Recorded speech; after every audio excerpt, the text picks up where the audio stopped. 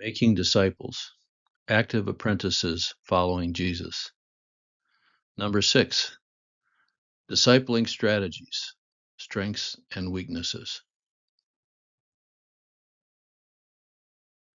Learning from previous efforts. Sometimes it is helpful to revisit what people have done in the past, to learn from their approaches to making disciples. This is a review of some of the strategies and tools that I became acquainted with in my journey. They found some things that gave them success, things we can learn from. There were also limitations that sometimes became evident that also may be thought-provoking. What can we learn from what worked and what may not have been ideal? None of this is meant to be critical, just instructive. The limitations of teaching. All of the following strategies have been attempts in one way or another to disciple people. The key idea has involved, for the most part, teaching. In fact, the first strategy, that which has dominated the Western Church from the 4th century on, has focused on teaching as the primary responsibility, almost to the exclusion of anything else except church attendance. Teaching, of course, comes right from Jesus' Great Commission, but not just teaching in general, not even just teaching Bible information. Assumption: knowing will lead to doing. Whether it be the general platform mentality, which has dominated so much of Western Christendom, whereby a priest or minister preaches at a congregation in order to educate and exhort them to obedience, or whether we discuss other more effective attempts at education, such as confirmation classes, the Sunday school movement, which began in the 19th century, or the Bible study movement, which many of us have benefited from. We still come down to one common assumption. We have believed that if we would educate people about what the Bible says, they will automatically apply what they learn in their daily lives. Knowing will automatically result in changes in one's feelings, will, and actions. Knowing would lead to obedience. Association psychology discredited. This theory, labeled association psychology by Gene Getz in his book Sharpening the Focus of the Church, has dominated most of our approaches to growing up Christians in the Western Church. This psychological theory was popular in the 19th century, but has since been discredited or found to be limited in its outcomes. Knowing does not automatically lead to doing. Nevertheless, much of what we as the church have done and continue to do is based upon this assumption, a belief that has been plainly demonstrated to be ineffective. The power of small groups. Bible studies, campus groups, and certain other groups within church circles began to stumble into the power of the small group dynamic. These seem to be more effective than simply going to church. But because the emphasis on education and teaching information was so strong, the power of accountability and an interactive format were not recognized as significant. Some groups naturally employed these dynamics without consciously realizing it and had a powerful impact. Most of these, however, degenerated into either social gatherings or association psychology type groups. Putting commitment into action. A step beyond just the Bible study approach or even the Sunday school curriculum was the approach of Campus Crusade for Christ. They created and produced 10 basic steps to Christian maturity and transferable concepts, which were pamphlets and study materials they used to train their disciples. They were well written, attractive, and portable, which made them easy to hand out and pass along. They also answered common questions that new believers asked. They also emphasized the win, build, send philosophy. This helped people to see themselves as being on a continuum of growth and being part of something larger than themselves. Crusade's real strength has been its action-oriented style of ministry that cements commitment with tried experience. Discovery and action groups. As people are won to Christ, usually through confrontational evangelism, they're quickly involved in discovery groups or action groups, which serve as inquiry follow-up groups and discipleship groups, respectively. Here they're led through their study curriculum using their 10 basic steps to Christian maturity or their transferable concepts materials. Because of their action-oriented approach to discipleship, they emphasize the transferability of these study booklets. That is, once someone has been through them as a student, he or she could then teach them to another group. Success, but concerns. Without a doubt, Campus Crusade has been a highly successful organization, having in less than 40 years trained multiple thousands of students and developing a larger foreign missionary force than any denominational group. They have been very effective, and the results have been amazing. Many people have been mobilized for Jesus through their outreach and training. However, in my various exposures to them and the impact of their ministry, I've identified some specific areas of concern. Bruising the fruit. One concern has been that oftentimes their canvassing campaigns have had a negative impact on people.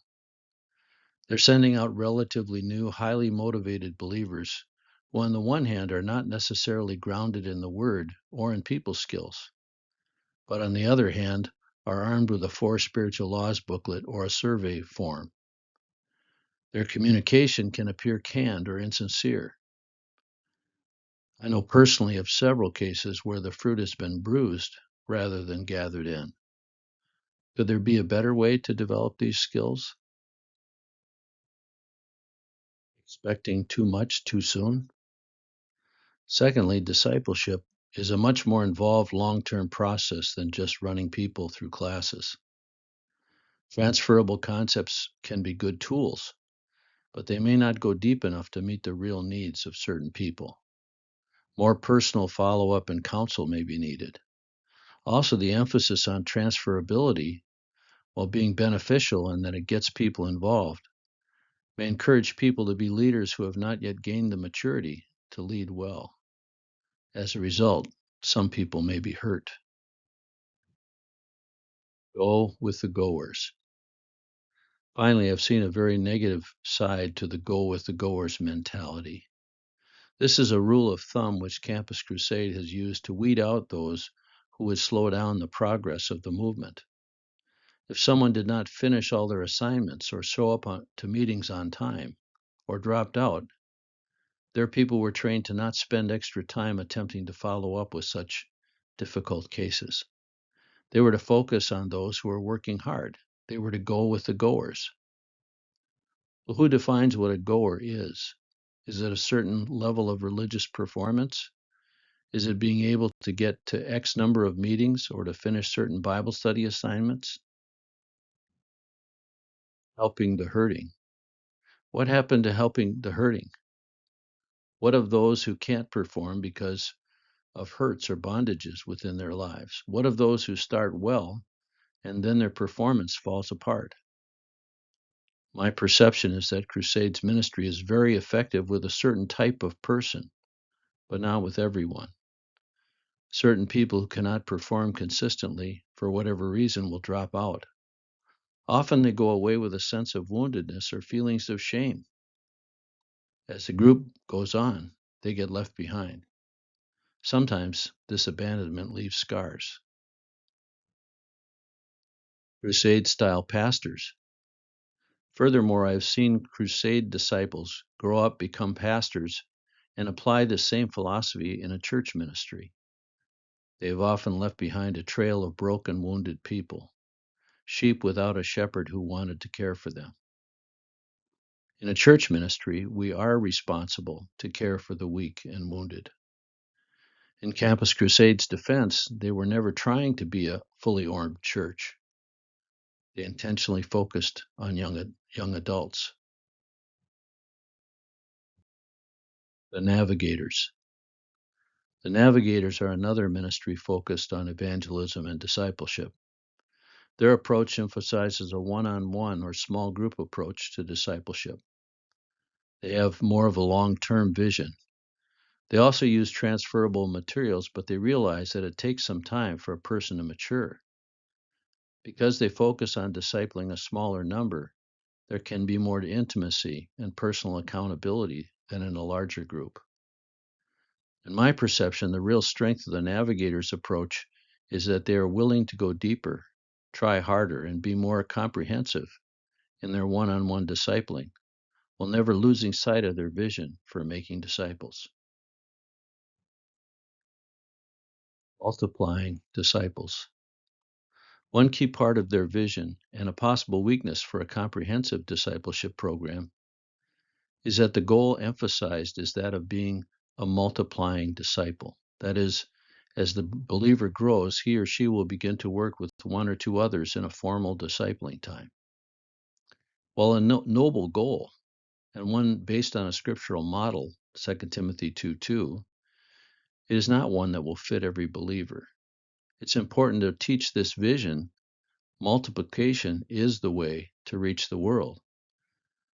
But not all believers are called to this particular model of discipleship, however. The definition is too narrow. Emphasis on questionable things.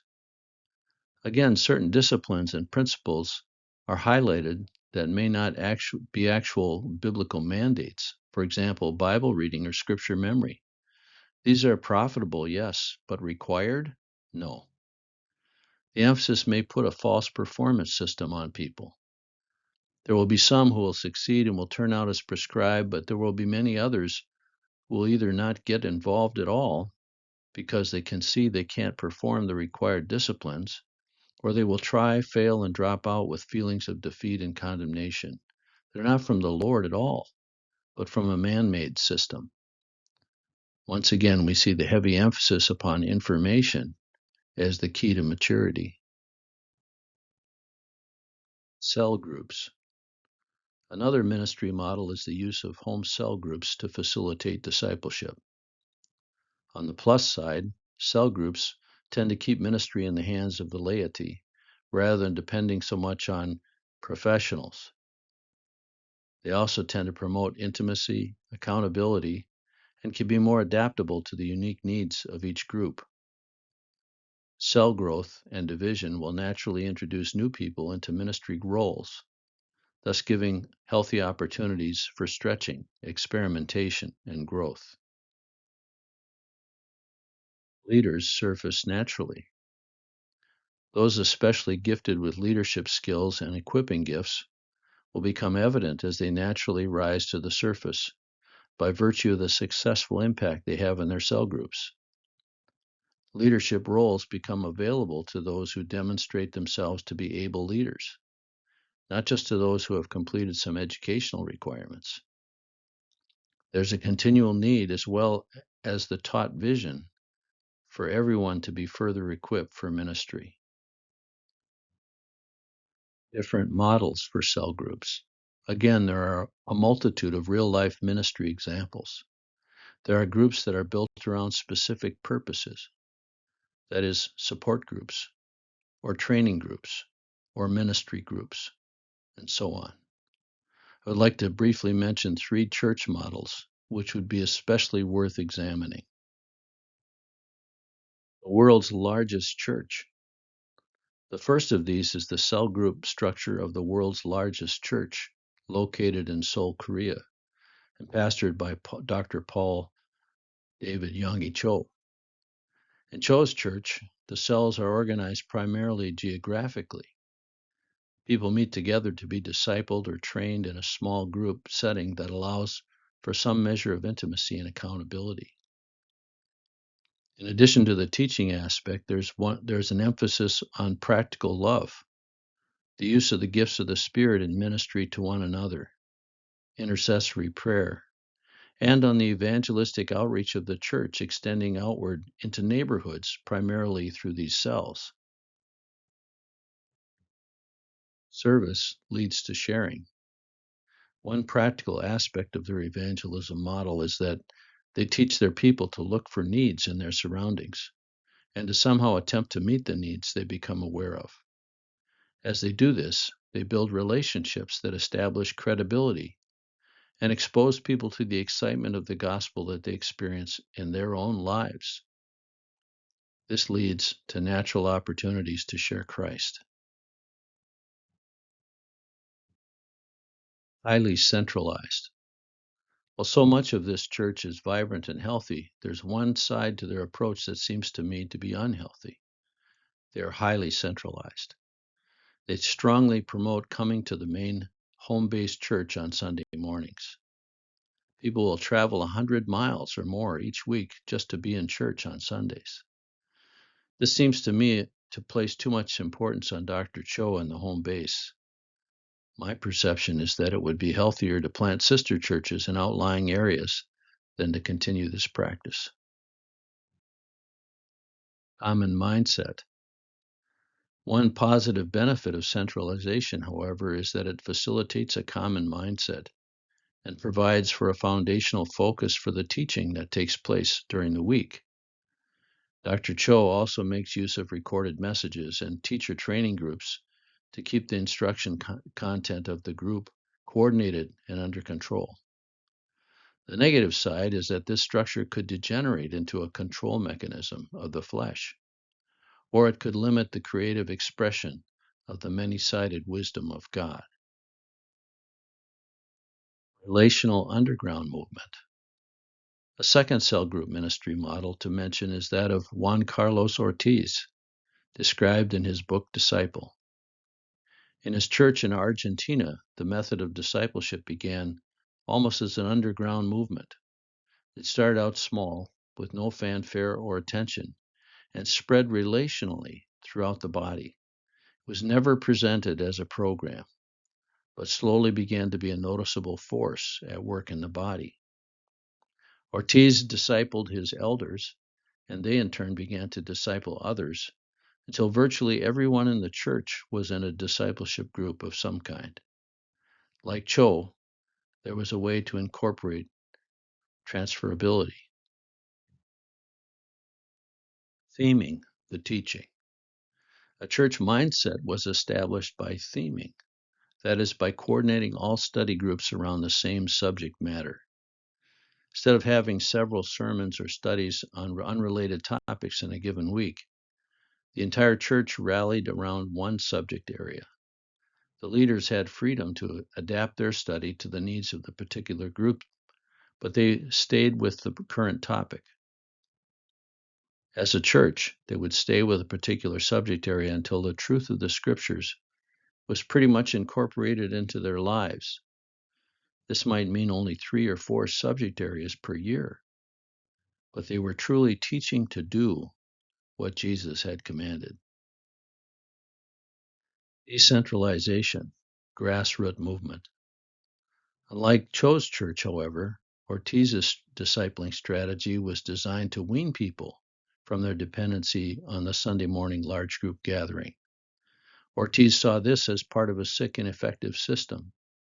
He purposed to decentralize the ministry so that the discipling activity within the church could truly be a grassroots movement. So while there was coordinated theming, there was a variety of applications that fit the circumstances of particular groups. Ministry-focused cells. A third cell group model, one where discipleship takes place in a different way, was pioneered by Frank Tillepaugh of Bear Valley Baptist Church in Denver. It uses ministry-focused cells. Frank really believes in the priesthood of believers regarding ministry.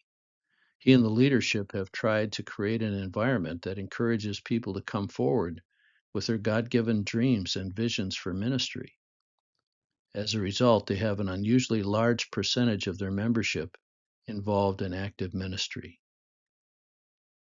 Target group ministries. The main focus of Tillapaw's approach is to encourage target group ministries. These consist of individuals who have a similar burden to minister to the same area of need. As these people gather, they learn and strategize together to minister to their target group.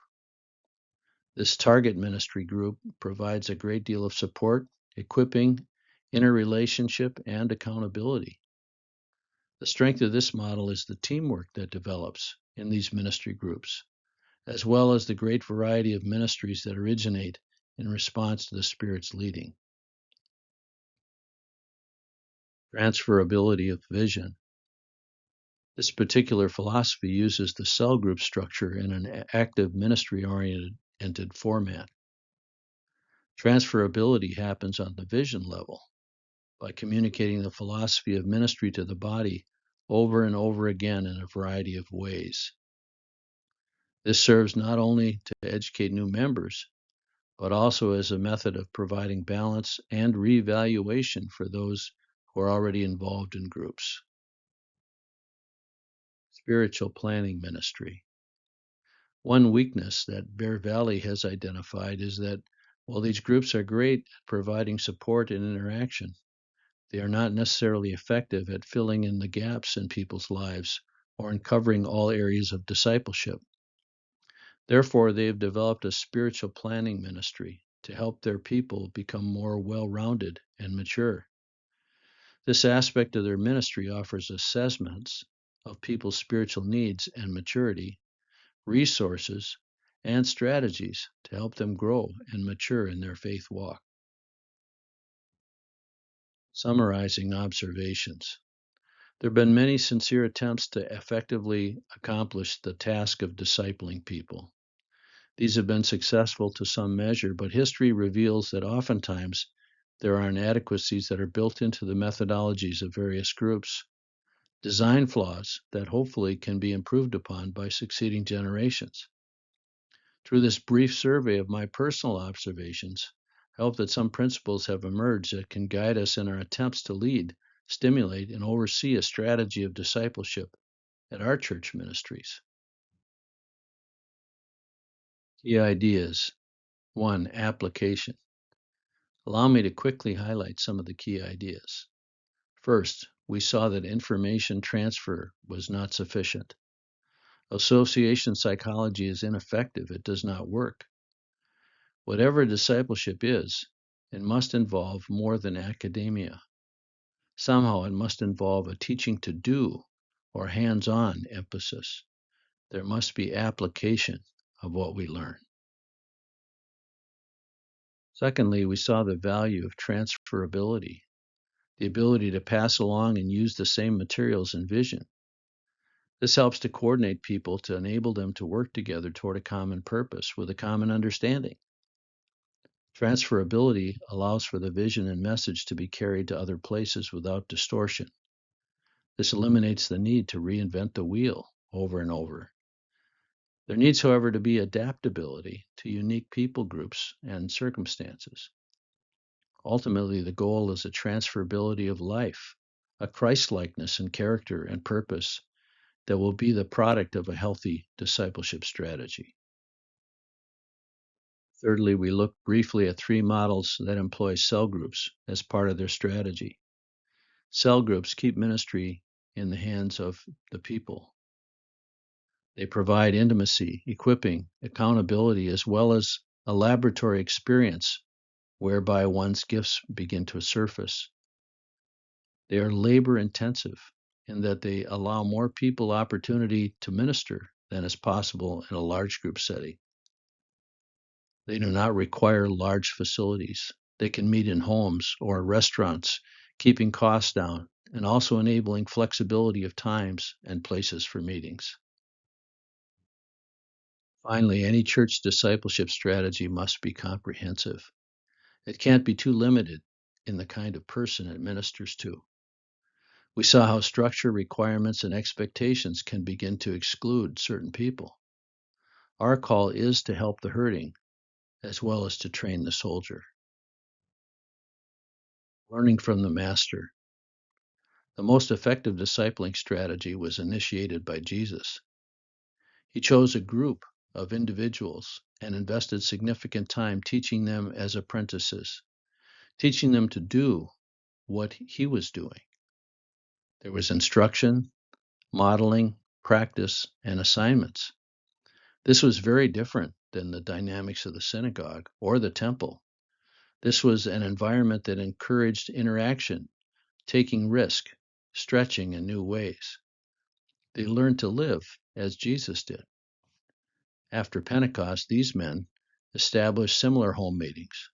These groups multiplied and spread throughout the Roman Empire. Early church home groups. Early church meetings were small, interactive cell groups. Their teaching was the doctrine of the apostles, the content of what the apostles taught. This was repeated and transferable.